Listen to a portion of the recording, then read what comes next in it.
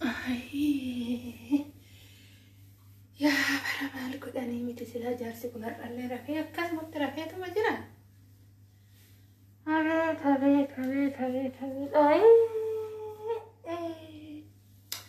warma eenyu kan dhaqee mari'adha ka'eetuma hiriyoota tiyyaan mari'adhu moo dura jaarsa kanaa nuti dubbisu laata yaa Rabbi. Anumatu isa dubbisa malee har'a isa dhiisatuma hin jiru. Galgalma dhufu lash. Galgalma dhufu hin nyaataa lash. Maali kuni jaarsi akka kana sila ittumani maali? Har'a ittumani wallee sun hin jiru. Maaluma jedhaayyuu nama saalfachiisa maaluma jedhee kan itti haasa'aayyuu. Yaa Rabbi maalan beeka ani maal akkan jedhuun iyyuu ga'eetuman kaa. Abbaa gonfu maali sila si fayyuma qabdanii ofii kan akkatti raftan kun sila maalinni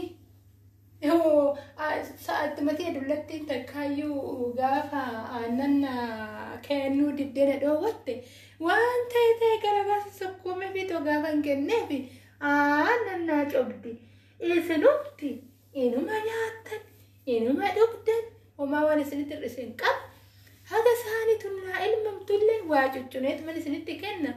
Maaluma taataniituma raftanii ufumattaniituma cinaachuma tokkotti isinii bariitti maaluma taatammee kottaa naasufna abbaa gonfoo. Abbaa gonfoo. Ilaala warri ollaa keenyaa kun akkuma keenya kan ijoolleen isaanii gurguddattee jirti. Gurguddattee mucaan isaanii mucuma keenya wajjin yuunivarsiitii galee jira. Intalli isaaniitillee kunoo maal jedhanii maqaa isaaniitti waaman tokko deemteerti akkuma taphateenya. Mucaa turaa tokkicha kana inni bara dhufu nu biraa deema.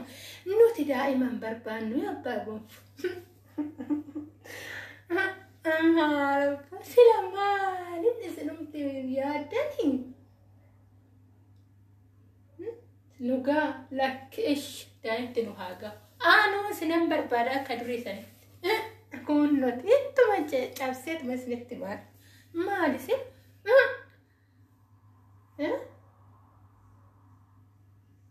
Lakki kuni cabaayyuu fumaafuyyuu maal taatanii jaarsi maal taatanii sila waa'ee hubachuu qabdanii hoo har'arra fadheetuma kutadheetuma nufi cuuccuu feekarra irraaf na haadha. Maal abboo? Daa'imas nan barbaada. Kanani galgala keessa wajjiniin taphadhee buna naa danfiftee loowwan kanallee akkana nu qaqqayeedhaan nu qaqqabdu. Ijoolleen yaadde namti abbaa gonfoo akka ijoolleen teenya hagafu yuunivarsiitii baay'ee mucaan keenya hin qabne fuun ilma hangafa isaa hin guddifanna. Hin guddifanna nama hangafa isaa. Akkasumatti nullee haa xaxxaarrannullee hin dhallamaan. Inuma dhalla kun ollaan keenyaadhaan maaliiru yomati yakkunoo warri haadha eenyii yaabaluudha. Dhaltee maal dhalte walumaan dhanneema. Walumaan waa godhannee dhanne abbaa gonfoo maaltu nutti hafe. Indee isaan wal hubatu. Isin tutturtanii jirtan abbaa gonfoo nama hubachuu kanarratti. Nama hubachuu kanarratti tutturtanii jirtan. Gaafuma galgala kan caccabsaa isinii hojjedhee aannanoo akkanaa sana kan giddan godheessi fuuldura godhu homtuu ijuma keessa fuuldura dhufu. Maal abbuu kunis lakka abbaa gonfoo obseetuman dadhabee kun irratti futtaafadhe. Inuma futtaafadheera abbaa gonfoo. Maal? Wannumti feete haa galtu jedhama. Wannumti feete haa galtu jedhama sitti dubbadha. Maali sila ka?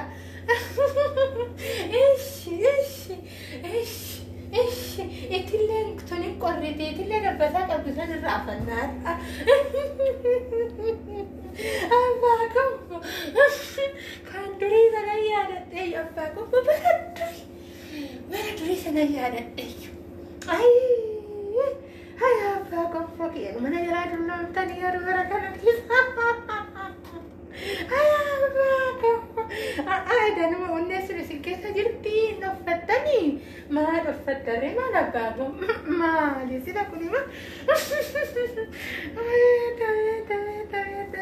akkas itillee itillee sana fida abbaafamu like itillee tun hin qorre itillee taan fidee tanani ishiirraa dhafanneeti laashee karra cuf raafe mucaan turaan raafe turaan abbaago rafeeti inni qoy naatu fida laa isintaan kaina bakka kana abbaago sirumaa hin kaina bakka kana isin anatu fidee dhufe irruma kanarraa asmana akanneetu laashenneetuma fulla hadhaqa abee yaa rabbii koo haadha guyyaa addaarratti fakkaachaa jira ganama hiriyaatii bira dhaqeetu mana haasa anillee akkuma shimcaa nama argachuu barbaada galgala keessa kanan gargar loowwan hunda dhabe loollaa deebis sa'a jabbii yoon elman sa'atii janaa qabuun barbaada kanaafuyyuu har'ammaan malayyaati miti